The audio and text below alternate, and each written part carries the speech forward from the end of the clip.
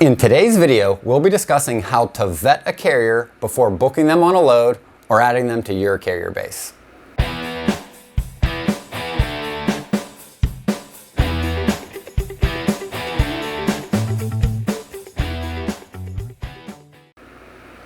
I'm Benjamin Kowalski with Freight 360, where we provide the latest transportation sales tips and training videos to help you reach your goals faster.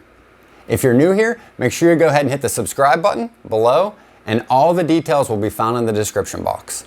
And for more free content, please be sure to add our weekly podcast, Freight 360, to your playlist. Let's jump into it. As a freight broker, it's important to understand the value of your network of carriers, whether you're starting your own brokerage or you're employed at a large 3PL. We're going to be covering the crucial aspects of your businesses. In addition to the must-dos, we've added some bonus topics to help you maintain stability in your business. Which brings us to number 1, motor carrier authority. The first step in evaluating any carrier or any even individual truck before booking them on a load is to check that company snapshot tool from the Federal Motor Carrier Safety Administration, or the FMCSA. We added a link in the comments.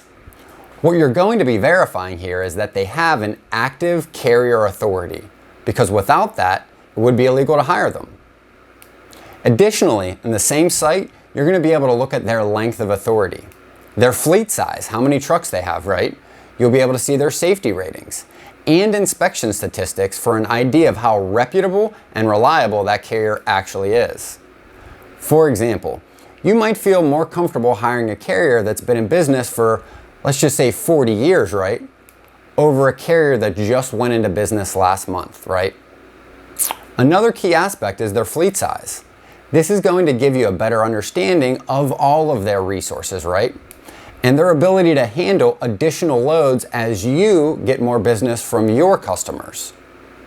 Now, there's no right and no wrong here, but you can mitigate your risk as a broker by partnering with tenured and reputable carriers that have been in business a little longer than maybe some others.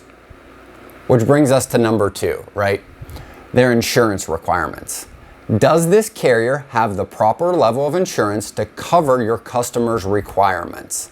Now, obviously you want to get these requirements from your shippers, but this can also get you in a lot of trouble if this isn't verified, right? Now, you can view minimum insurance information on the FMCSI website as well.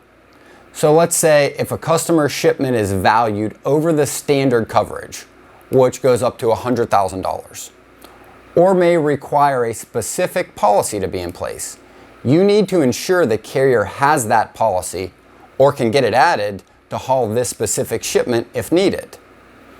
The same goes for hazmat shipments.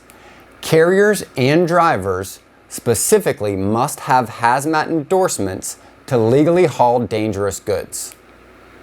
Numbers 1 and 2 are requirements, and you should have processes in place to make sure your carriers have both a legal authority and minimum insurance requirements before you've ever booked them on a load. However, the next 3 tips I'm going to cover can be just as important, so you're going to want to make sure you take some notes here as well. Number 3, the carrier's history with your company. If the carrier has worked with your brokerage before, you should look at your historical data with them. Look at service rates, feedback from other reps in your brokerage, and items such as fallouts, loads that may have been held hostage, or double brokering instances. These all should carry some weight in your decision to rebook that carrier.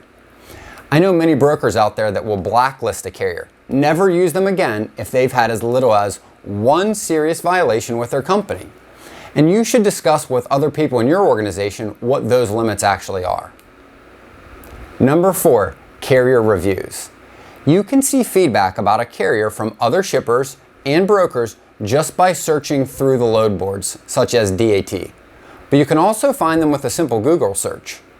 The thing to keep in mind here is that a broker or a shipper is definitely more likely to leave a negative review after a bad experience than a positive review after a positive experience.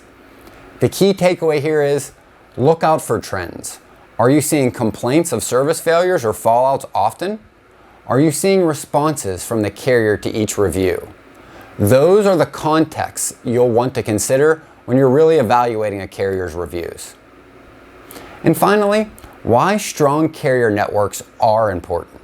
Sure, you need to have a paying customer to make a profit, but you can't service their needs without a quality carrier either. So by vetting your carriers properly and building a strong network you can use on a consistent basis, you're then going to be able to provide superior service to your customers. Furthermore, you can offer your customers multiple options, in some cases for the same load, without having to search through all of the load boards, right? But most importantly, treat your carriers with a superior level of respect. We all need each other to keep business moving healthy and profitably.